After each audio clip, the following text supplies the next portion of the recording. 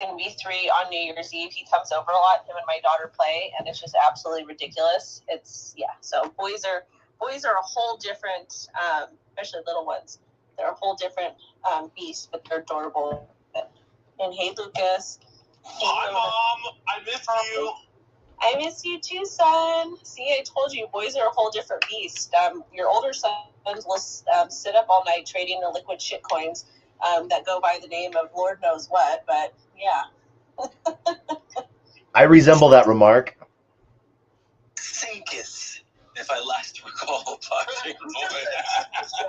Who just said Sinkus? Because I just got my referral link payout, and it was $5,200. I'm making $1,600 a day for my referral link on Sinkus now. It's so awesome. Such a diabolical laugh, that laugh, isn't it? So diabolical.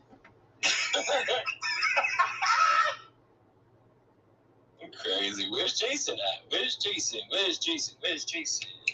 Good question.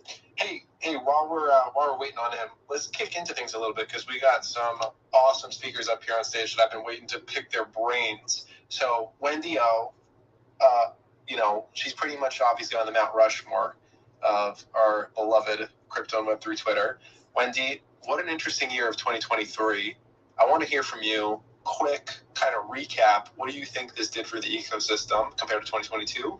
And then what are the big things you're looking forward to this coming year?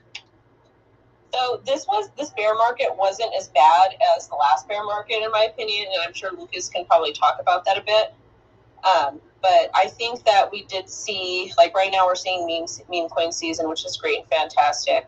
But I feel like this bear market, we actually had a lot of infrastructure to kind of go off of, especially with NFTs. We didn't have that last cycle, plus all the DeFi that actually works. So I don't know, I'm very optimistic for the next bull run, and hopefully we can, we'll see people make apps and dApps and actually add value and utility, and hopefully we'll actually see NFTs do what they're supposed to do, which enforces royalties, because without royalties, it's just a bunch of BS, because NFTs allow artists and creators to actually own their creations, just like Bitcoin allows you to own your money.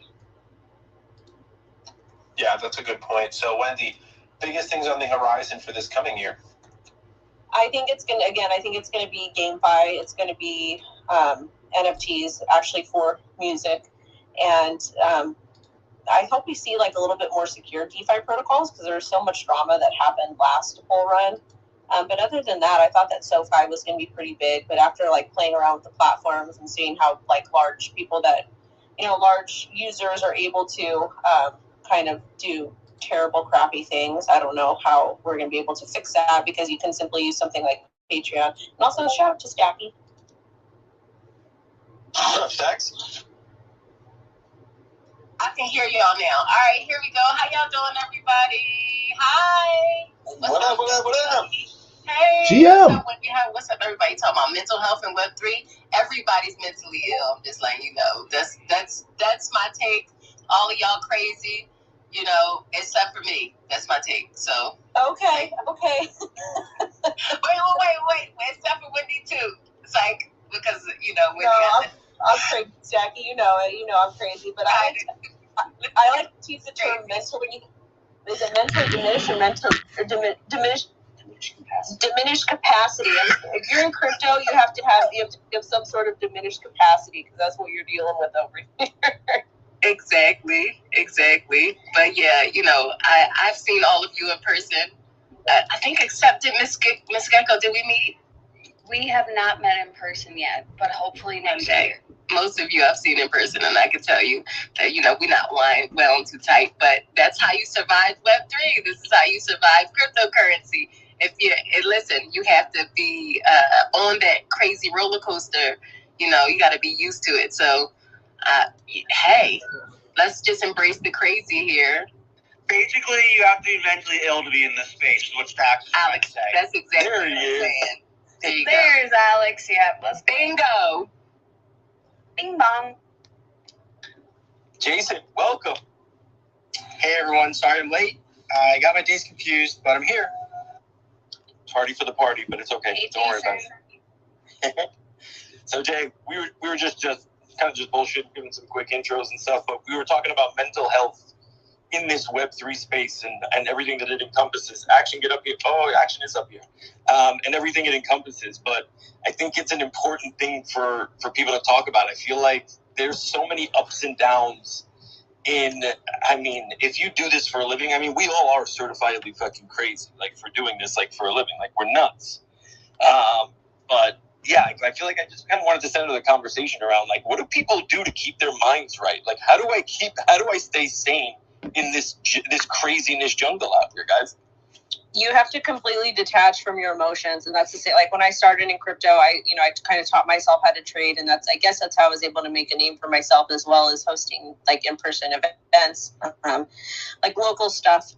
But you have to be able to detach emotionally, just like you would with a trade, because if you can't do that, you're going to get absolutely decimated, especially online, because the internet's an ugly place. Like, regardless if it's crypto or not, internet is an ugly place. People say it kind of almost is a decentralized economy to an extent, but it is, it's definitely a bit different, because crypto is a lot more volatile because money is involved, and people like to make stupid choices and blame those dumb choices on other people, which is bizarre to me, because we're supposed to be operating in a true decentralized economy. So my first takeaway would be, like, you have to be able to detach emotionally. You have to be able to be accountable for your own actions. As far as mental health goes, like, obviously, like, exercise is super important. Positive affirmations, especially in the morning times, are important, and just kind of knowing when to break away from the screen, or having strict trading or investing rules. Like, at the end of the day, even if you're buying Bitcoin and you want to hold it for the next 40 years or whatever it is, you still have to have an entry and exit, and, you still need some sort of investing journal, because you're the one that's making the decisions for yourself. And blaming things on other people or getting mad at other people aren't going to change your loss of money. You just have to figure out how to do better. And I know that kind of sounds harsh, but there's no other way to really sustain and thrive in crypto. And just understand, like, people are going to say stuff about you. You're going to get a lot of criticism. Some of it's nasty, some of it's dealable, but at the same time, the opportunities in crypto and in Web3 are going to provide for you if you're able to navigate correctly. So I think it's worth it to stay, but learn to use the block button and learn to ignore. Well, let me jump in off that real quick, because you mentioned the opportunities that do exist if you can make it past all of the crap. And I think one of those opportunities, just to kind of emphasize what brought a lot of us here, is this upcoming conference that you're going to be at, Wendy.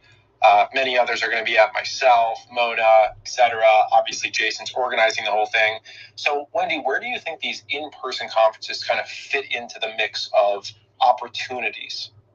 Oh my God, the opportunities at in-person events are massive. Like, obviously, you can meet a lot of people online really easily. Like, Alex talks about it on his threads all the time too. Like, take time networking with people. Even if then don't discount somebody because they have a small account. Generally, in crypto, a lot of the really, really, really good traders or good investors or people that are able to understand the tech, because the tech is still hard. Like, the infrastructure is not where it needs to be yet for mass adoption, but network and talk to people. And in-person events allow you to talk to people that you might want to talk to do business with, to network. And again, like, the saying is super cringe, but your network is your net worth.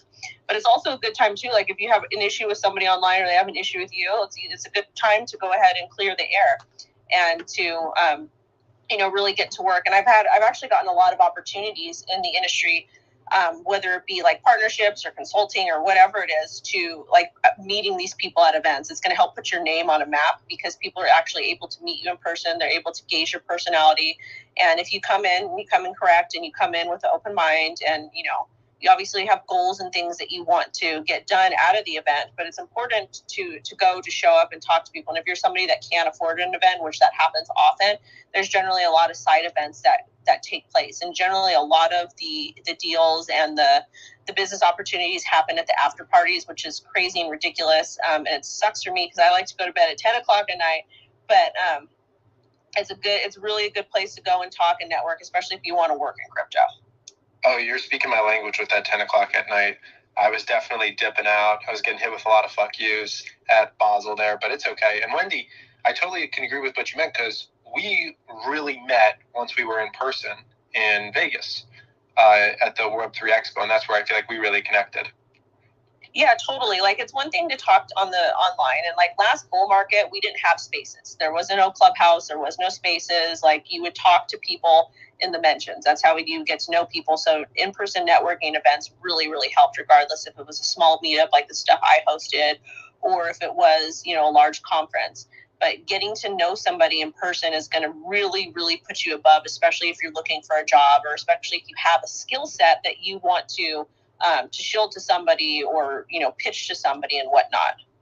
Beautiful. I got one last comment, and then I want to give you an opportunity, Jason, to say anything you want, and then we'll hit the hand, starting with Kayla. And that is, one thing Wendy mentioned is a lot of these conferences, unfortunately, are not affordable. And the beauty to what Jason's doing with the World Web3 conference is this is the cheapest one that I've ever seen. The tickets are less than $100, pretty much including everything. You can get access to all the people. You can talk with the speakers. You can go out to the club with people, right? So I went ahead right now. I just pinned a link, simple link to the top of the space.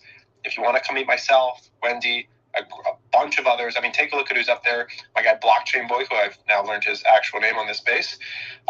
Go ahead and check that out as well, and you can come and hang with us. Maybe we can play some Mario Smash. Maybe we could set that up as well, because me and Lucas were supposed to do that together and never materialized. Oh yeah, I've got a new one too, Mario Strikers. It's like FIFA, but it's not incredibly boring.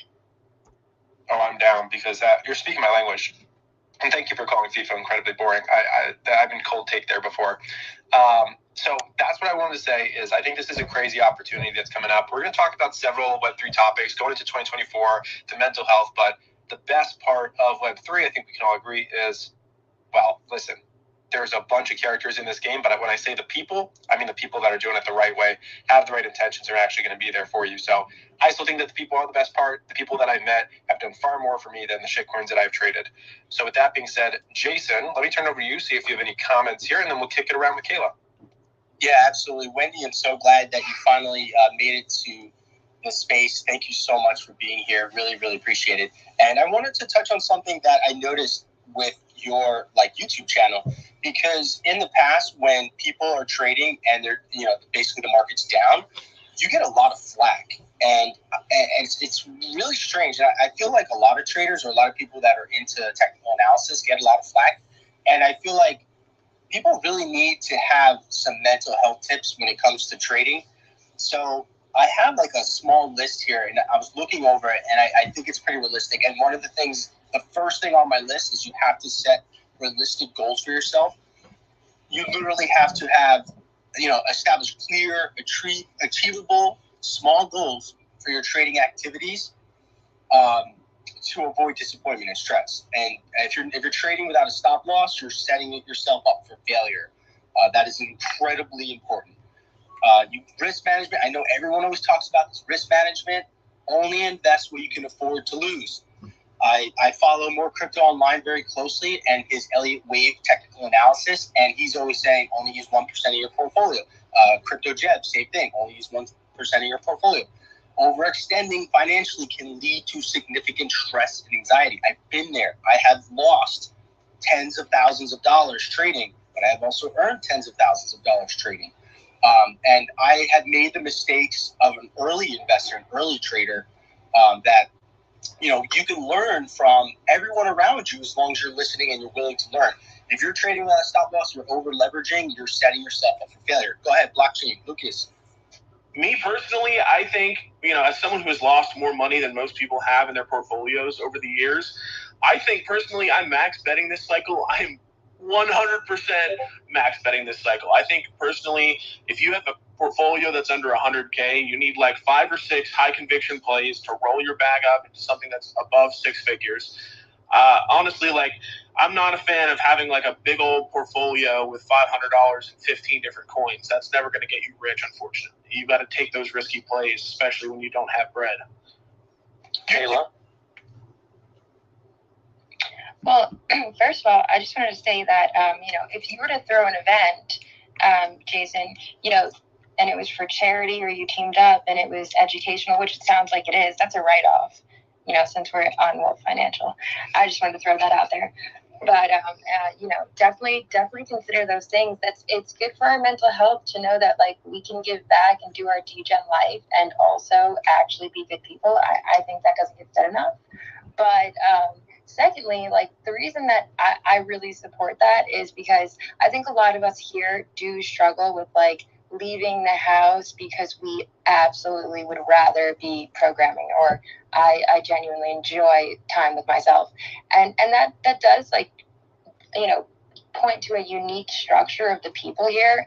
And I think we are a different group of people. And I think with that being said, like something back to what it was Crypto Wendy who was like talking about, meditation and just like getting out and like socializing. We've got different structured brains than most people. So we can tend to stay in these little bubbles. And breaking out of those bubbles is hard. But because we've got this community, that was the real push. That was like because there was a bull in like 2016, whatever, 17.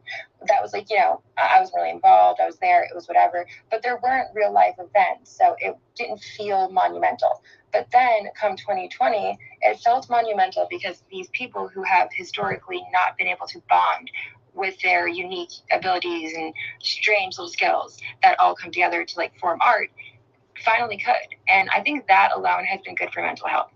And I just really respect just being able to be like, oh, hey, by the way, Jason, I'd love to make your event a write-off just for fun.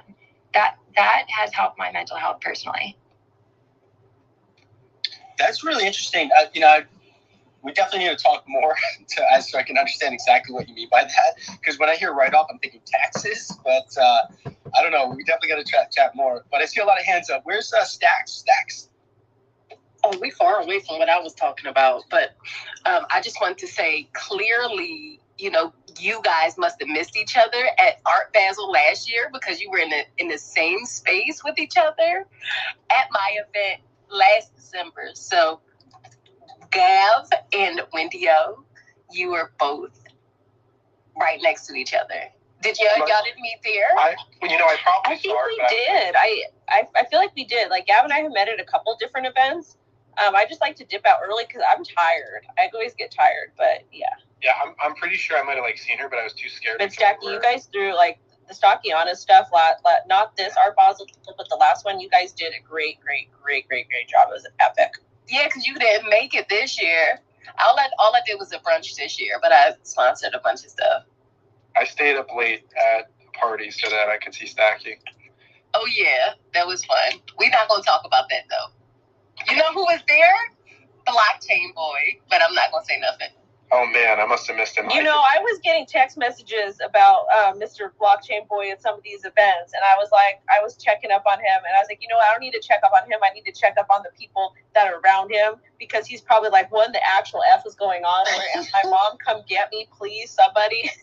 What was the text messages about? I'm curious. Wendy, I didn't listen. If I knew he knew you, then I would have definitely showed more love, right? But for sure, he was in every event that I was at, and you already know what events I'll be at. And you guys were outside. Lucas is like my son, so I actually found Lucas on TikTok. I think my account was larger than his at the time, but he way surpassed me because he's so good at what he does. But yeah, Lucas is like my child, my son. My daughter has his cell phone number, and she'll text him sometimes or FaceTime or whatever. Stop showing our age. Holy hell! No, but Lucas was outside. He was definitely outside. I was like, oh Lord, somebody come get my child. Wait, hold on. No, I gotta show some love. Wendy followed me when I had 30,000 followers. When I was just some dude on TikTok coming up. She got me my first deal ever. She kind of kept me from getting scammed. For real, that's why I'm always going to show love to Wendy, because she's always been there for me. Even when people were screwing me, and there's a lot of stuff that happened, she's kept it, 100%. Love that. Back into mental health. What about Alex? I see his hand up. Yeah, let's hit Alex, then let's hit Taco. Go for it, Alex. I'm going to hit a little bit of a different angle than the last couple speakers. First of all, shout out all the speakers here. Wendy, my co-host from television, good to be speaking with you again. Stacks, good to be speaking to everyone else. Meta, always good talking to you. Miss Gecko, I'm not going to go through everyone. Action CEO. Anyway, I one lesson I learned from the last cycle is I made a good amount of money on NFTs last cycle. And it was like the most mentally health taxing, I think, year and a half of my life. Even though I had some incredible wins with Creeps and 420 game and a couple others I was able to get in on early, it was the most mentally taxing year and a half of my life. I remember when I got in early on Creeps, I got in at like 0.1 ETH. It went up to like 9 ETH. I did not sleep for like 4 days straight. I was in my bed on my iPad just staring at prices for literally 4 days straight. I maybe got 1 hour of sleep for 4 days. Point being is I've decided this cycle to take a whole different approach. And what my recommendation is going to be know yourself and just know how your brain works. I figured out that no matter how much I tried to be quote unquote mentally healthy, it just wasn't possible for me. And this might be like the most beta recommendation of all time, but like this cycle, literally all I did was I sold everything and bought Bitcoin. I'm not going to have to think about it 24/7. I'm not going to have to check charts 24/7. I literally, when we were around 20K, just like literally sold everything and bought Bitcoin. Am I going to get rich off it? Unless Bitcoin does something insane, probably not. But I'm fine knowing that I'm going to make money if the market goes up, and I'm not going to have to stare at my iPad at 2 a.m. for a week straight because things are going nuts. So I'd also say, to kind of recap there, know yourself and know what your habits are and the way your brain works. I just know if prices are going up, I'm not going to be mentally healthy, or if prices are going down, I'm not going to be mentally healthy. And so I'm choosing my own health first. And so I'm going with little old Bitcoin this cycle. Alex, but that's actually excellent advice. And that's another thing that we talk about, like on my socials and my channel and whatever, is no action is action. And sometimes people don't understand that you can make a lot more money just sitting on the sidelines. Some people are not good traders. Some people are not good at swing trading or scalping or using leverage or whatever it is that they decide to do, or investing in meme coins. And some people perform better by just dollar cost averaging into Bitcoin or dollar cost averaging into whatever type of what asset they want to do, and just not and focusing on building or doing other things. So the advice that you gave, that's actually perfect, because there's probably some people in this space that are like, oh my God, I'm missing out. I don't know what to do. Like, I got to be a degen like Lucas. I got to stay up. I got to do this and that. But realistically, like, you have to find your groove and you have to see what works for you. And sometimes no action is an action. And again, if you can't hone in on your skills, or your skills are not fully developed, you will catch another bust. We're still in the very, very early phases of the bull market. I think we might potentially have another gnarly pullback before we, go straight up into the moon, because apparently that's how markets work, as you just go straight up all the time. But there will be another bust that comes, and just know when to get in and get out. And nobody ever went broke taking profits. Moonbag strategy, where you pull out your initial investment, your profit, enough for taxes, and you let that MFer ride. And remind me, it's like the official disclaimer. That should be like the official disclaimer for like every space. T-shirt. Yeah, just because it's says that it's safe and it's going to the moon doesn't mean that it is going to stay there. Taco, you've had your hand up for a little. Go for it. GM. No, like Alex was saying, great stage, amazing people up here. I wanted to roll back to like what Wendy was saying on events. Pre-COVID. We had, consensus and, Bitcoin meetups. Those were the things that I hit up. And, we really had a huge takeoff after COVID, which has been a really awesome thing to see, to where, you have to actually choose where are you going to be, because there might be something going on at the same time, different parts of the world. Who do you want to be around? Who do you want to surround yourself with? And it's always great finding like-minded people, but then the same core group of people is always good to see.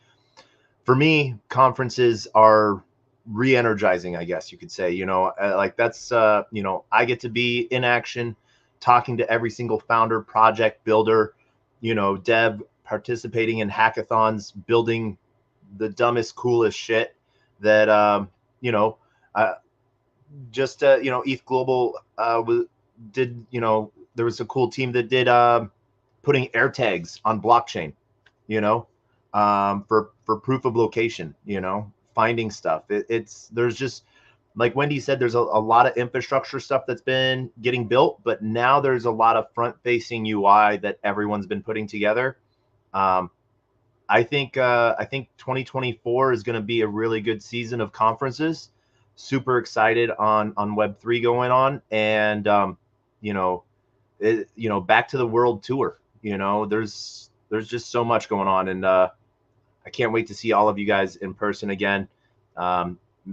Bit Basil, I'm sorry I was not there. Stacky, I'm sorry I wasn't at Art Basel at Stacky's event. That was a good miss out there. But for me, on the trading side of things, I have to take two sides of it. Yes, having core tokens to believe in, like that's your foundation. But at the same time, I'm a total fucking degen, and I 200x long those shits, and I go to sleep, and I go, I do tell people to put stop losses in, and never cross margin trade. I personally will cross margin trade at times, so I know something's going up. If something's going to be dipping, I want it to be protected. But I have a set of rules that I try to follow. I follow like a 30-70. I'll go in with 30% on what I'm going in on, and then I'll add 70% to the margin to give me coverage for any dips. And I either wake up happy or I wake up and see what else is going to be hitting that day. The biggest thing I think someone said is never be willing to risk more than what you're willing to lose. And that's easy. What's really cool with a lot of exchanges is you can play small. That's one of the great things about crypto. You can go $1 in just to even test and see what a lot of the numbers look like. A lot of platforms have demo accounts as well. So you can actually go try real numbers and see what would happen. Sometimes you always do better on a demo account than you would in real life, but that's because you don't really have your heart attached to it. But the biggest thing is detaching your heart from this shit sometimes and just going with the punches. Really quickly to kind of piggyback what Taco was saying is I like demo accounts. Like even if I'm not actively trading, I'll still use a demo account. Why? Because I still want to practice my skills. But also too, really quickly, because I do have to go soon. But for those of you that are like, okay, well, I'm not a developer. How do I fit into crypto? Like if I go to an event, what's going to be my ROI? This is the thing. You don't have to be a developer to get a job in crypto. You don't have to be a developer to do well in crypto. We desperately need people that are actually able to have social skills, people that are able to market, people that are able to communicate the complexities of a lot of this infrastructure for people. And that's kind of what I've been able to do. I'm not the smartest person in the book, especially when it comes to crypto and the tech, and I scream that all day and night. But at the end of the day, we still need somebody that's able to break this stuff down. So maybe you're good at marketing, maybe you're good at preparing PowerPoints or articulating things, or maybe you're good at graphic design or editing or doing those things. So figure out what your skill is, figure out what you're good at, and then pitch yourself to people. Let's go. One thing that Wendy sort of said that is for people, Discords. If you're just starting out, there's some really cool Discord groups. Meta Intro is a really awesome Web3 job that they're even looking for people fresh into it. If you have a project that you're part of, one of the biggest tips I can give people is ask that project if you can just help out on support tickets. Make sure you know everything about that project, but just say, hey, I have some free time occasionally. Can I help with some support tickets? And you might just really be answering every single other ticket that says, do you want to collab, bro? But at the same time, you might have people that actually need help and you can teach them or tell them about the project. And that is just a start of getting you ingrained that you're a doer, not just a talker. Hey, I see we got Lucas that came up. Blockchain, give me 1 second. Kayla, give me 1 minute. I'm going to come back. But I know, Lucas, that Jason really wanted to chat with you kind of at the tail end of last week. But what's going on, bro? Thanks for coming over. Just coming up to say hello. This is a good space. A lot of really great people in here. So I was like, hey, man, I want to say hello. What's up? Lucas Bean, what's up, man? So yeah, I want to actually piggyback off Taco because he mentioned margin, and I can't stress how important that is. If you don't know what that is, you need to learn what it is, because he mentioned a 30-70 rule, and I do something very similar when I'm trading. I'd rather trade with a quarter of the Bitcoin or half Bitcoin and dump 2 Bitcoins into margin and push that stop loss down into the teens. Then and then I can sleep at night knowing that there's no way on God's green earth we're going to 40 to 12K like every bear person out there. That's my 2 cents on that. I just really wanted to mention that. And I noticed, Kayla, you had your hand up forever. If you want to go ahead and mention, go for it. I think Blockchain Boy has hand up first, actually. I appreciate the toss of the mic. I got a few things to say that y'all were addressing. First of all, Lucas, great name. Followed you just for that. Second of all, if you're talking mental health here, the 2 biggest things I can say is, number one, remember why you got into this space, okay? I've been in this space since 2017. Everyone joined to get rich, and they stayed because they liked the community and the tech. But you need to remember that you came here to get rich, and you don't bury your bags, okay? Like, I'm going to aggressively dump every illiquid shitcoin, every illiquid NFT right onto everybody in this Twitter space and everybody else who's trading on these markets at the very top, and I'm going to walk away and buy real-world assets. You know what's real?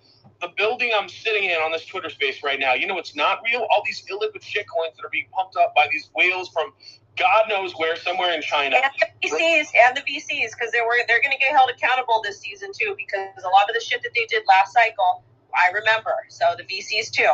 Oh yeah, every time. Oh yeah, I'm lighting them up on Twitter. All those projects that didn't send me my tokens after I was pumping hundreds of thousands into IDOs, ridiculous. But remember, this is the last cycle we can get away with the tomfoolery. Okay, so make your bag and get the fuck out. So eloquent. Yeah, let's go, Kayla, and then we'll go CB. Wow, that was hard to follow, but I actually totally agree with that. For a while, we talked about this earlier, but this benefited them for a really long time, and now that we're kind of like seasoned, I'm gonna let it benefit me this bear market or bull market. But back to what Alex said and just like how my brain works, I'm the type of person who like, I decided instead of like actively networking and building these connections to invest in a lot of shitcoins or like maybe flip NFTs and then like stay up late at night and genuinely enjoyed it, if I'm going to be honest with you. Just that is fun to me. But then I looked back when the bear came and I was like, damn, I really wish I went to one of those bigger companies that like, I don't know, Coinbase or whatever, and I made a name for myself there, or like at least got in with the people that are, really doing stuff. And that's what I'm going to do this market. And, that took some self-reflection, like definitely some mental health self-reflection, like just like you like to play video games, like I can enjoy that, but then I can go make video games a career. And so I think that's where, like, for me, this bull market, it's going to be different.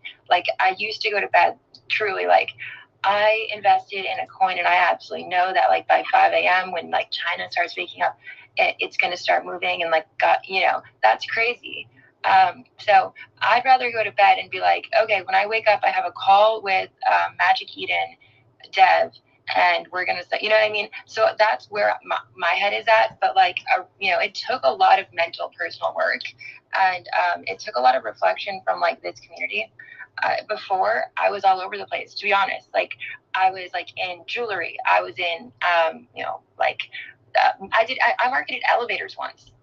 So like just to give you some like, scope of the things I did. So getting into tech has given me the community, but then like how obsessed I became with it, how like in it I was too much. It was so much that I've hurt myself like professionally in the last couple of years, as opposed to like what I'm going to do this year, which is like, make people connections. I'm going to invest in people. We've been saying that, but I get it now.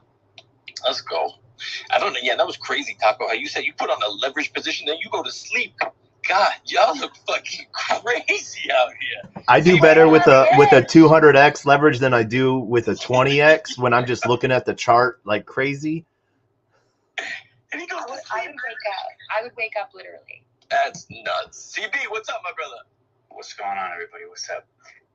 Thanks for having me up. Great freaking room. So I'm very relaxed about this coming bull. I'm gonna put a little bit of a different spin. I'm very relaxed about it. And it's because I experienced the seduction and the heartbreak of last bull and a little bit of the bull before. About once every 4 years, this comes around. And if you've done really solid work in the bear is where you're I'm not saying it's Captain Obvious stuff, of course. It's where you're really well positioned for whatever coming bull is impending. And, I don't think I've done great work in this bear. So the truth is, I don't think I'm really going to benefit too much from this bull. But that's okay, because this isn't the last. This is not going to be the last bull. It's not going to be the last bear after that. Everyone who comes along and says it's going to be different this time, you don't understand the places BTC and ETH are going to go to. Yeah, it's all been said before. It'll have its peaks. It'll have its valleys. It'll have the trickle-down effect to high-cap gems, mid-cap gems, low-cap gems. It'll follow the same trends. There'll be variations. But in terms of mental health, I'm so glad that I've been through 2 bulls already, because I'm relaxed this time.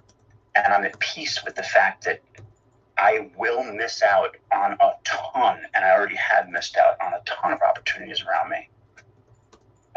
What there won't be this time for me as much is heartbreak, because I got so heartbroken from the times before that I learned how to build a muscle to allow me to withstand it emotionally. And I understand what to do now and what not to do in order to protect myself. One of the things, SCB, that's called the cost of learning. And that's what I told myself.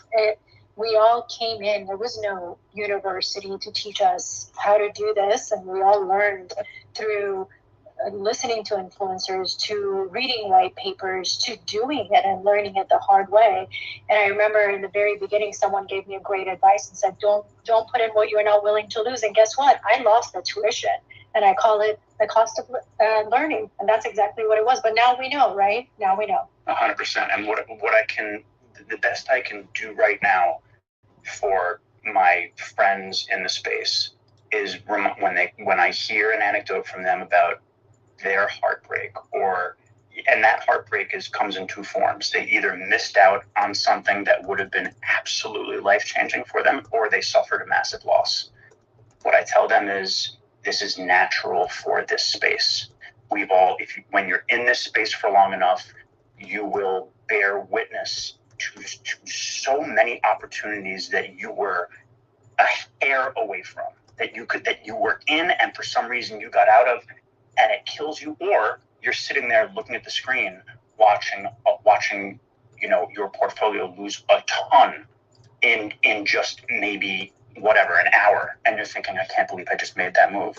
These are natural feelings for this space, and the newcomers have to, in many ways, experience it inevitably for themselves for the first time. And if you're friends with them and they come to you and they talk to you about this, you just have to say, look, you have to ask yourself what you can stomach next time around. That's the best way to be champions of your friends' efforts in this space.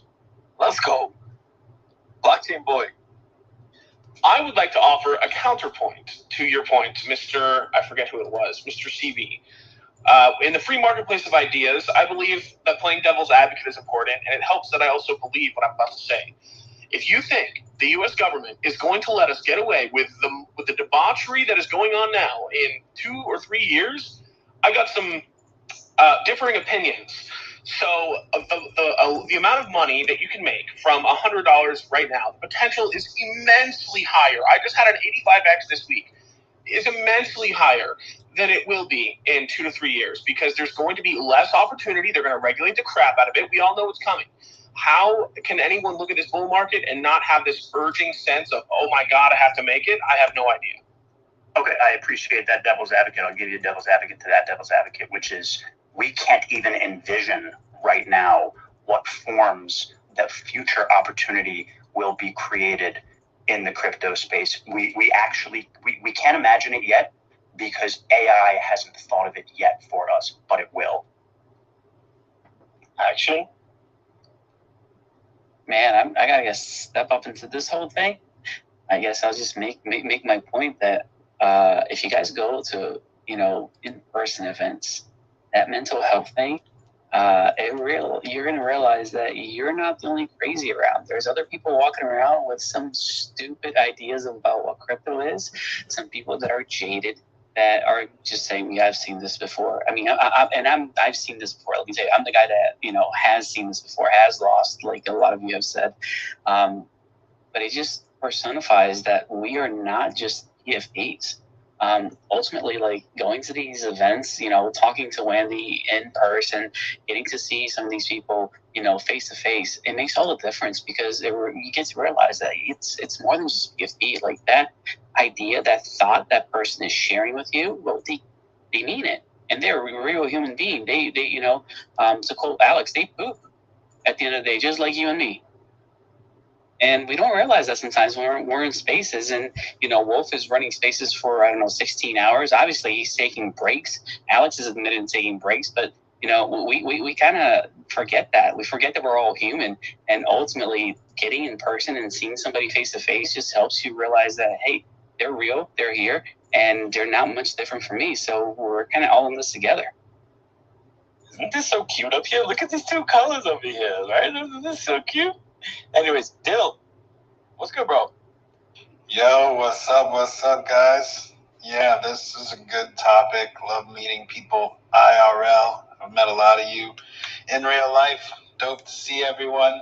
I wanted to talk about something that's been on my mind a lot going into this bull market, which is really just buying stuff I understand. I think having conviction in what you're buying is so important, right? Like I've bought meme coins, cryptos, different things. Maybe someone told me to buy it, or you see it shilled somewhere and you want to buy, right? And I just find the ones that I actually hold and make money on are stuff that I understand. Forget about who's shilling it or where you see it, right? But when it comes down to it, not only is it better for my mental health when I'm like in stuff that I really understand, right? But the conviction that comes from it too. Like when I buy something, it's like, if this goes 10x or 100x or whatever, am I actually going to hold it? Like, do I actually have that kind of conviction, or do I have that inside of me to hold this thing? And that's the question I'm always asking myself before I buy into something. Like, what's the reason I'm buying this, and do I understand it? Because I find like a lot of the stuff I get rugged on or whatever, maybe I didn't do the timing right, maybe I didn't sell it at the top. Well, it's a lot of times it's like I didn't understand it that much. So that's been on my mind. I'm just like, I want to buy stuff I understand that makes sense to me and stick with that. And that's what's going to keep my mental health more comfortable too, because I'm not just like freaking out, checking the price every second, because I'm not trying to buy like pump and dumps. I'm not trying to like make 100x overnight, like, and have to sell it within a 2-hour window. Like, that's not the game I'm playing. So I want to stay away from stuff that's going to be like that. And mostly I'm still trying to pick undervalued coins or meme coins, but what can I actually hold and believe in? So that's important to me. And music NFTs fall in there, right? DY, can I also piggyback on what you said, because it's so important? One of the things that tripped me this last cycle was Telegram groups, because I would do my own research and I would read the white papers, and I'm a researcher, I research. So I would do my research, and then I would come to these Telegram groups and I would get completely thrown off, and then I couldn't make a decision. So for me, this cycle, I make my own decisions fully, and I don't want to, I really don't want to do Telegram groups anymore this cycle at all. Yeah, it's like if you have more time to wait, like research something, buy it because you researched it, you think it's going to go up, and just wait on that, because it probably will come true if you did the research. I had a quick comment, and I'm sorry, dude. I'm also bringing Default up because I saw him requesting. Okay, so my quick comment, just for anyone that's going into this, is really on that research side of things. The difference between gambling and investing is research. It's the main difference, right? And the biggest thing I have to impact is because you're going to see stuff come back out, high APY, big yield, stuff like that. If you don't understand to the T where the yield is coming from, you're the motherfucking yield, okay? It's you. You are the one. And so you got to be real careful. Obviously, we saw this with Terra Luna. We saw it again with all these other areas, right? Like, this has happened time and time again. And I think a majority of people that were getting into these things, yes, stuff got broken, whales, whatever it is, but a majority of people got in because someone else came to them and said, this is too good to be true. You can't let an opportunity like this go, right? But what they didn't realize is when someone tells you it's too good to be true, it is. Just my quick thoughts on there. I saw a lot of hands go up. I saw Blockchain Boys just fly up, so I'm going to come to him first, and then with Alex and Default, some of these others. Wait. So Gecko's had her hand up. Okay, go. Gecko, then Blockchain. I'll just be quick. Hey, Dave. Hey, Jason. Hey, Wolf. I love what you just said then, Wolf. I was thinking about when you look at the yield, and it's like everyone's in a group chat, but every group chat has that side chat. If you're not in it, there you go. If your group chat doesn't have a side chat, you're not in it. The side chat. Right? The side chat. So talking about mental health, what I saw this year, 2023, was a lot of people taking a month to 3 month breaks from X. So these were people that we used to see every single day. You know, they were sort of, what are we going to do? Oh, this person has a space. So I found that interesting. And of course, when they come back, it's a different season. It's a different place. So the dynamic shifts in some of the communities that you're in. But of course, having a mental health break is great, but everything changes so freaking quickly. So the other thing for me, which was back when Justin Sun and the Tron network had me in a chokehold, no X in bed, no charts in bed. That was my rules for mental health. No X in bed, no charts in bed. You heard it here first. You heard it here first. Blockchain Boy, then we'll go Alex, and then Taco, then we'll come around to Default. Funny that you went straight to me after you talked about the yield. That was so funny. You were the one that went to get a facial the other day. I'm just saying. Yeah, for real, man. That jacked my face up. Shout out to my boy Default pulling up on the space. But look, I think I used to be a white paper researcher. I was like, let me go research this and that. Man, fuck that. There's only two things that matter, and this is some real shit. It's economics and control. These are the two things that matter in any business, and it's the two things that matter for any token.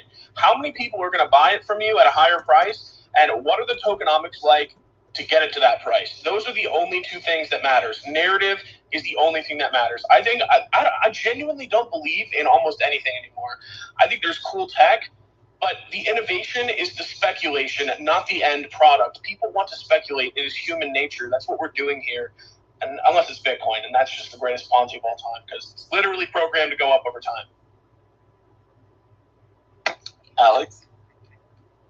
Someone mentioned earlier, I think it was Metamona, about telegrams. I think that was the biggest time suck of my entire life. The last cycle was the Discords. I spent unbelievably countless hours every day, every night until 3 or 4 in the morning in Discords of random shitcoins and random NFTs. I can say this: you're missing nothing by not going in the Discord. I always felt this FOMO, like I'm in the Discord. I need to get in the voice chat. I need to talk here. I need to be part of this meeting. Nothing ever of any sort of importance has ever happened in the Discord or the voice chat. That'd be my piece of advice too. It's just a total waste and time suck of time. If you need to be in a Discord to get updates on the NFT project project's too complex, and people are going to eventually sell because it's too complex. So just ignore it. It's too complex. Damn. Default, what's good? Hey, what's up, guys? Just thought I'd hop on here. I'd love to talk, honestly. I think there's not enough of this kind of stuff because people get into this space and they have literally no idea what's going on. And for me, it's kind of funny that you see a lot of this stuff. It's really cyclical. I kind of didn't think people would be ballsy enough to try the ohm forks again this cycle, but here we are, and they are. And it's just in general, Wolf, you know this. This is how the markets rotate. So capital is top down. So and it's the same thing with crypto. And if you understand this, then Blockchain Boy said, you can front run these narratives. You can front run these cycles. And you can make money in all these. But the likelihood of newcomers knowing what anything I just said means or how to do that, it's not that likely. But yeah, when you see super high beta, scammy stuff as the narrative now, it's kind of not really a good thing for the market. It shows you where we're at in the cycle. We've already pretty much gone through a lot of the things, and it's what's left. And this is what is left. And usually after you run through all the cycles, somewhat of a pullback. it's also like this cycle is different than any other before. There's more factors at play here than there ever has been. So even for people who are veterans, it's like a very tenuous spot to be, long or short or anything in this market right now. It's kind of just like, sit on your hands and see what to do next. But I love the fact that there's more education happening because, I really don't want to see people get super bagged again this cycle. And it really like tarnishes the rep, even though, it's already like hard enough to get people to invest or even get involved in this. Like I was telling somebody yesterday about airdrops, and they were like a normal person, and they just didn't believe me. They literally thought that I was lying or that I was being scammed. And I'm like, no, there are incentivized mechanisms for getting people to use your products, and then they will airdrop money on your head, like thousands of dollars. It's real. And it's just hilarious how like unbelievable it sounded to normal people. But yeah, I just wanted to hop up here and just give my little take on this kind of stuff. Default, can I ask you a quick question? Just really quickly. I heard this one today from somebody that I hold in very high regard, that I think is very smart in the crypto sphere, one of my buddies. And he says, I want passive income. And I said, okay. So I bought this NFT for 0.44 ETH. I said, wow, what do you mean, bro? And he tells me, yeah. And then you get 10% of whatever the total trading pot is every single week. And I said, okay. That just means now that you have 90% of your initial investment that you left. Like, are any of those things, have any of them ever been real? Do you know of any of them that have been real? Or is every freaking thing a Ponzi? Do you mean just general, like, do I know of any APY yields that are real? No. Or that specific instance of like that specific, like in that specific scenario. No, like by and large, like like blockchain boy said, if we could be honest, like everything's a scam, but like what is really like more and the most like obvious, like real hardcore scams, NFTs are like as speculative as an asset as it gets. And like first and foremost, it's not even talking about impermanent loss, but like APY, if you're gonna get down to it, like you said, if you don't know where the yield's coming from, you are in fact the yield. You probably see who's behind half of this stuff, to be honest with you. And when it comes to NFTs, I don't know if this cycle is going to be the same. It's not going to be just like a buy anything that's minting on Solana and you're just like going to make a bunch of money. But in terms of APY on any types of projects, especially NFTs, I wouldn't touch any of them, to be honest with you. But Dave, I have had experiences where NFTs do pay out, and they're still paying out today. The problem is that they don't pay out a lot, and it's 1 out of 10 of them is actually the real thing. I will say, actually, like to that, there is a few that I did actually mess with, and it was because it had a fundamental business behind it, and it was gambling. It was like an NFT for a gambling site. And for those that are joining us live, as I'm muted on the space, like if you guys have any questions that you want me to touch on, please put them in the comments. That's it. That's exactly unless there is revenue being generated, right? Like I've just said, like if you don't know where the APYs come from or the revenues come from, it's you, motherfucker. It's your 5 or 10% You're not in the side chat. Yeah, no side chat. Taco, sorry about that. Thanks for being patient. Yeah, no, I apologize. I was getting a Telegram call at the same time. No, the one thing that sort of started to get touched on by D3 was, LP pools, getting in hot. There's a couple ways that these things are done to like get governance tokens and projects try to decentralize as quickly as possible. So that this APY, these emissions, are just large quantities of tokens they're trying to dump on the market as quickly as possible and get into as many hands as possible. It's not bad to get into an LP pool sometimes if you understand impermanent loss, meaning you might have less token of any value, especially if you're dealing in stables and exotics. One thing when I'm teaching people about LP pools is I usually tell them to get into a stable first. USDT, USDC, so they can actually see how that moves back and forth and what that actually means, whether it's a V2 pool or it's a V3, also known concentrated liquidity. And now we have, a lot of different players in the house with like Aerodrome and stuff. So you get really hyped, and these yield aggregators like Beefy, I LP the shit out of airdrops, just because I want to get more token after, and I know everyone's going to sell it. So I love collecting more tokens. And I'll do even one-sided liquidity pools so I can collect even more. But you do have to worry about impermanent loss. If a token is going down, you're going to have less tokens, or you might have more shit tokens. But to roll back real quick onto mental health thing that I forget who it was that was saying it, meeting people IRL at these events. I know everyone on this stage is amazing in real life. I just had a call with someone last night who turns out he has seen me at like 5 conferences, but he said, like last night, he said he was like, I was just always too nervous to come up to you because you look like you have so much going on. And I'm like, if you see me at a conference, come say hi to me. I know all of these people on this stage would love to say hi to you as well if you run into them. I know I rock a PFP, but I rock this same PFP on my back everywhere on my backpack, so you can find me by that if you don't know me, or if you don't know how I stick out like a sore thumb at a conference. But please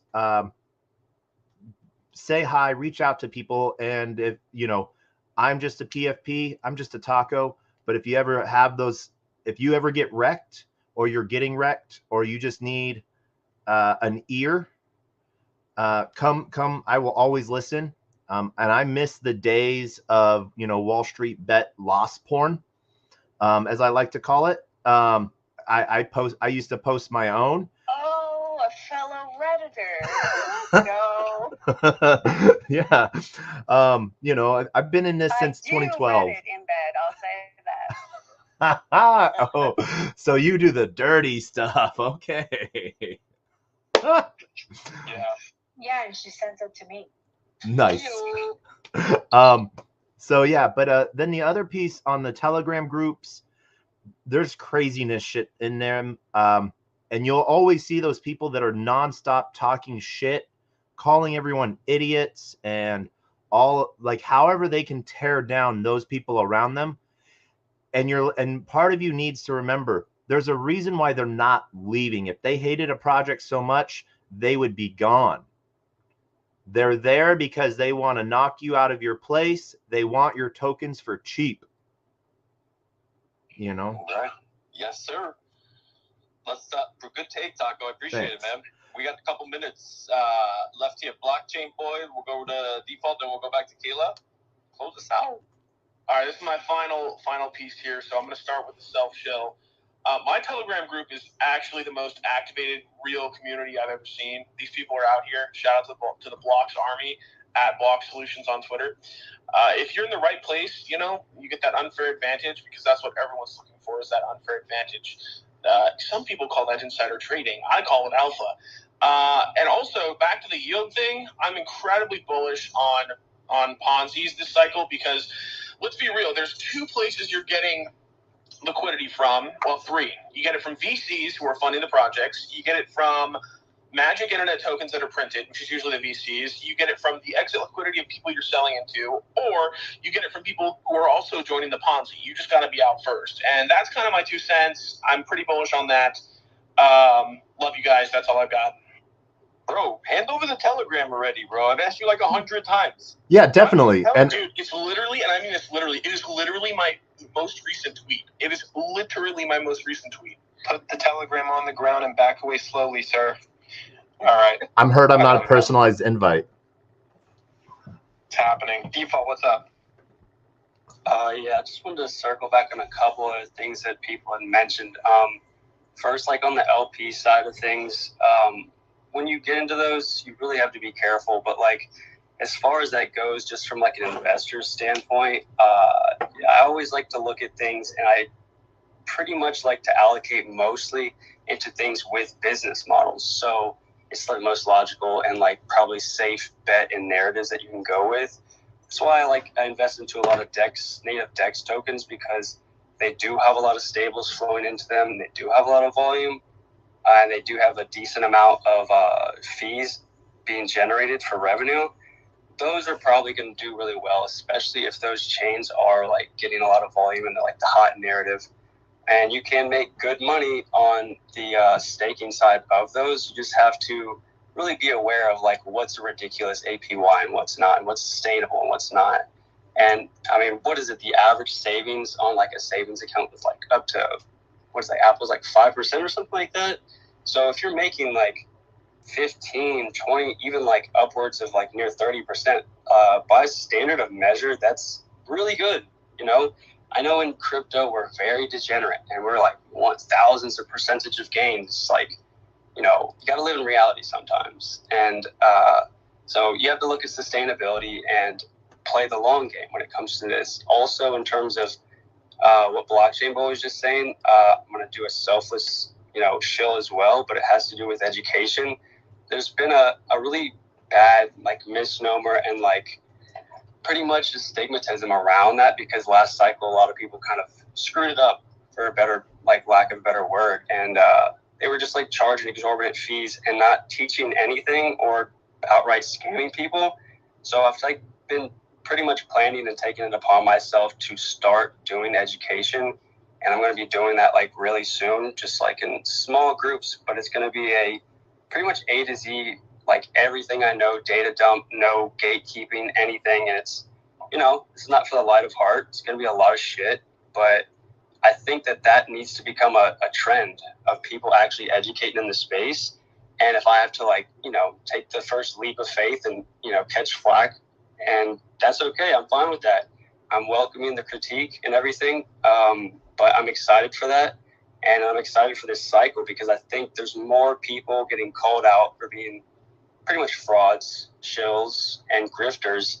And the other people that are real are starting to get the recognition they deserve and stepping up to the plate. So, you know, let's get ready for this next year, man. It's going to be a good one. Default, I'm with you 100%, bro. I'll help you build everything you just said is what I've been doing out here for 3 years, bro. I will 1000% help you do whatever mission you want to go on. Like, I'm in. I'm definitely in. It's not even a question in my mind. Yeah, Kayla. Okay, so crazy, but I was going to say, like, even if you haven't been building in this bear, a lot of other people have. Like, I've been building, not to shill, but like AI education tools. And one thing I don't have, and I'm having trouble with, is actually getting together like a good rule book of what to do here. And it's my bias. It's my inability to really like separate myself. It's been hard. Like that's something I tried, so I respect it, but I'm also in a position where I'm like, I want to do what I want to do, which is AI education and making like machine algorithms for, you know, games and kids. So like now I'm looking for the people who think they got in here late, whatever, to join me, help me, do whatever you want, add yourself in, I'll add you to the gram. But like specifically, if you were to like write all that stuff down, I'd be happy to edit it, because I'm an editor, and it's actually very hard for me to get a lot of these thoughts on papers, just because of like the hyper way we are as humans. I'm like, where do I start? Like, should I start with like, you know what I mean? So if somebody gets it on paper, I'll edit it. But, you know, that's what the beauty is of like, this is what early means. It's like, if you can start joining partnerships, like it's really not if you made it to the Discord. So I would love to like, you know, and like, this is all going to be a nonprofit at first. Like the only thing I'll be honest about is like, what do you do? Like if it does become profitable, we sell it. And, you know, that's what OpenAI should have done. And I'll end on that. Let's go. What's up, Mona? The only last thing I wanted to say was I am just so excited that we can bring everyone to Florida for this event. I'm in Florida. Blockchain Boy's in Florida. We have parks in Florida. We have Blockchain Boy. Lucas, how many parks do we have? 5 parks in Central Florida. So you can bring your family, make a whole weekend out of it. And we just love bringing Web3 to Orlando. I mean, this is the event city, the capital of our nation. So it's just, I'm really excited Jason is bringing innovation, bringing Web3 education here in our hometown. So I hope you all come in, and like Wolf was saying earlier, you can't get tickets cheaper than what Jason is offering. So I really hope everyone takes advantage of that. Shout out to Orlando for real. I was gonna say, didn't your mayor appear as an avatar? He did. He is all about the metaverse. Yeah, he's all about the metaverse. So we need to get him there at the conference. Is anyone else having deja vu? Anyone? Yo, Gab, what's up? Yo, I wanted to give, I know we're wrapping up, one last big shout out to everybody that came and joined us on stage. I think a lot of you have seen we've been doing some really active stuff here with Wolf Web3 as well as the World Web3 Conference. It's all really nicely coming together. And so if you haven't already, make sure that you are. Follow the speakers that are on the stage here with us. You heard some great alpha that they're sharing, but we're trying to bring everybody back onto regular panels throughout the week, consistently do different trading chats, alpha chats, due diligence deep dives, maybe do some spaces where people don't know how to conduct research into something. They can suggest a project and we'll show you live. Here's how we would conduct research into it, stuff like that. So I think it's all going to be very helpful. So make sure that you're following the speakers and the host. And then you can come meet a lot of us in person. Believe me, meeting people in person just takes that bond to the next level. It's really a lot of my best work's been done at these conferences. Jason's been putting in a lot of work. You're going to be able, I know that myself, Blockchain Boy, Lucas, Dave, Meta, Mona, a bunch of others are going to be there at this event in person, Wendy O, and so many more. And the link to that is pinned right up top, and it's also one of my last posts on my page. So if you haven't checked it out, to be honest, I'll make this super easy. If you want to check out the conference and come meet with us, it's the cheapest conference I've ever seen available. DM me the word conference or World Web3 Conference. You can just send it right to this account, and I will get you the info directly to you. And maybe I'll even share a little discount code with you if you ask nicely. That's what I got for it. Jason, I want to turn it over to you for final comments. Yeah, thank you everyone so much. The support has just been surreal. I can't even begin to describe how friendly everyone has been in the Web3 space, talking to people I never thought I'd ever meet in my entire life. I'm finalizing the details with Cryptos R Us tomorrow morning and how he's going to be helping and working with us. So I'm super excited to get him up on the website and have his entire army of supporters behind us. By the way, if you haven't joined Blockchain Boy's Telegram group, it's absolutely insane. There's like 5K comments in 24 hours. Definitely go to his profile and check out that link. It's just surreal. Default, you mentioned taking a leap, and we've taken a big leap with this. And I'm a former educator, and I know Kayla also mentioned something about education, and I wanted to put 2 cents in.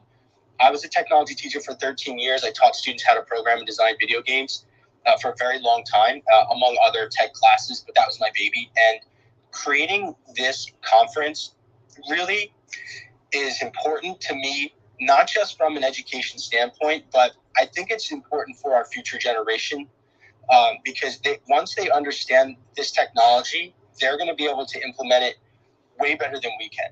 Right. And I think the educational proportion is just a piece of it. The networking piece is a huge part of it. Even the entertainment value is a huge part of it. So we do need help pulling more businesses and projects to the exhibit floor. If every single person here pulled one exhibitor to the floor, we would be overwhelmed with too many projects. So if you know a project that's really kicking ass in the Web3 space that could potentially be pulled as an exhibitor on the floor, our prices are unbeatable.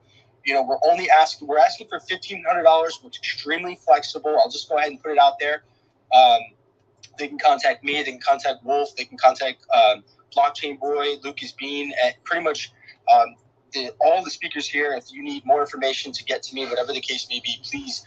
It is a plea for help. We definitely need more help pulling projects to the floor. We have all this framework in place. We have so many entertainers. There's so many people involved. The one thing that's the one thing we really need help with. And if you haven't gone there yet, go to theworldconference.io. It'll be at the Rosen Plaza Hotel, March 8th and 9th. And what we're trying to do is really foster a really, really fun educational environment for everyone. Down the street from SeaWorld, there's micro parks everywhere. You're surrounded by literally every major theme park in the world. If you're a family person, you can bring your family down and enjoy our area. It's just phenomenal here. And I wanted to leave everyone with just some quick, I guess, tips on dealing with losses if you're a trader or someone that has lost anything really, but I'm going to keep it leaned on trading. The first thing is acceptance and recognizing that losses are a part of everything, trading and life, right? Accepting, can help you move forward without lingering negative emotions. It's really, really important that you don't let negative emotions affect your everyday. You have to accept when losses happen and accept that they will happen. You need to kind of analyze what went wrong, review and learn from it. Was it due to the market unpredictability? Was it a flaw in your strategy? Or was it an emotional decision? I made an emotional decision back in September when there was $1 billion flush, and I lost a ton of money when I could have just stayed in the trade, and I would have been up a substantial amount, and I made an emotional decision. So I learned from that experience, right? So learning from losses is crucial for improvement. Avoid revenge trading. Don't ever revenge trade. That's a quicker way to lose more. Trying to recover your losses quickly can lead to more risky and irrational decisions, and it essentially makes you crazy. You have to take a step back to reassess your strategy. Risk management, I mentioned that earlier. Don't ever spend more than you can afford to lose. Setting stop losses. Don't be a degenerate like someone else mentioned earlier. I think that was Taco, baby. Take breaks. I stepped away for 2 months after that huge loss in September. I just started trading again recently. I've been very successful, and I have a checklist now, and I check off things. And one of my items on my checklist is never, ever trade anything that Blockchain Boy is recommending in his Telegram group.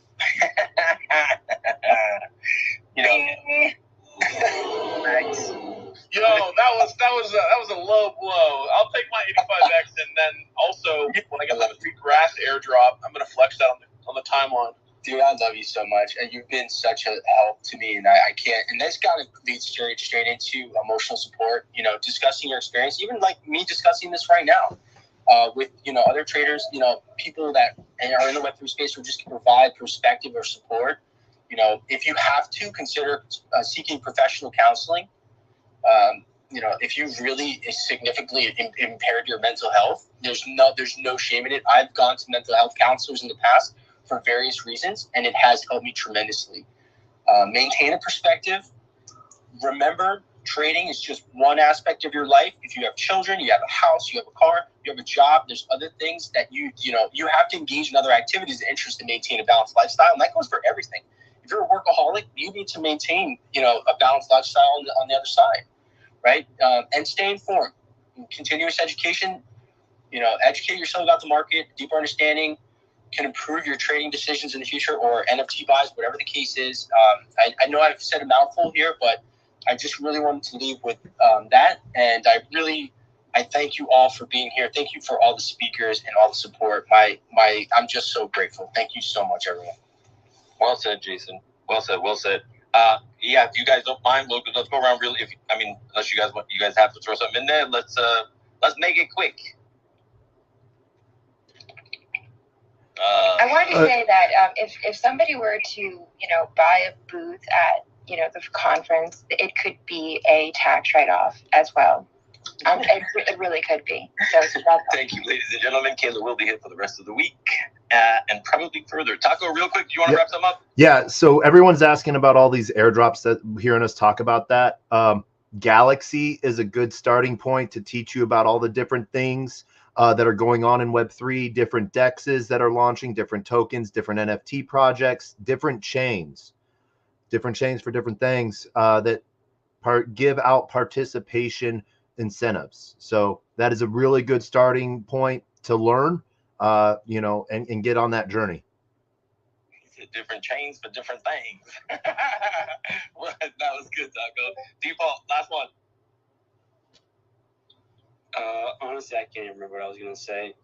It had something to do with education, I'm sure, at some point. I think it was something that Kayla had said, and it was nothing more than just in addition to that, just I'm really bullish on education, but, I'm obsessed with AI. I've been obsessed with AI since, I've been programming, the beginnings of it with, a DARPA contract for the Pentagon since, 2014. And I think that AI is going to be, quintessential for education reform, and that's kind of something that I've been cooking up for a while. So really excited to let everybody see that, but not quite yet. Damn. Me and you are going to be good friends, bro. I can see it right now. We are going to be the best of. Did we just become best friends? Yep, we did. Thank you, everybody, for coming through here. This was a really dope space. I appreciate it. We had some firepower here tonight. It didn't disappoint, I'll tell you that much. But Gav, thank you. Jason, for real, thank you. Alex, Blockchain Boy, I'm going to get that telegram. Appreciate it. Default, it was great to meet you, man. Gex, Mona, you guys already know. Lucas, Action, as always. Taco, Kayla, it was good to have you. We had some new blood rotate in and out, but this was hella dope. And yo, Default, this is for you, bro. It was all a dream. I used to read Word Up magazine. Salt and pepper and heavy tea up in the limousine. Hanging pictures on my wall. Every Saturday, rapper check Mr. Magic Molly Mall. I let my tape rock to my top. Smoking weed and bamboo, sipping on private stocks. You don't gotta keep up, get on the down sometimes. Nugget, it's all a dream sometimes. Thanks, you guys. See you later. The hard, you never thought that hip hop would take it this far. Now I'm in the limelight because I'm. And thank you everyone for joining us. We will have later a quick bite tonight, later on, of Taco Bites. This was just a really great space to sort of share with you. There's a lot of heavy hitters there. Everyone from Blockchain Boy, Lucas Bean, Wendy Crypto O, Action CEO, Miss Gecko, some new faces in Kayla Cardino and Metamona. So amazing time. We will see you all on the flip side, and we will be back later on for Taco Bites. Peace.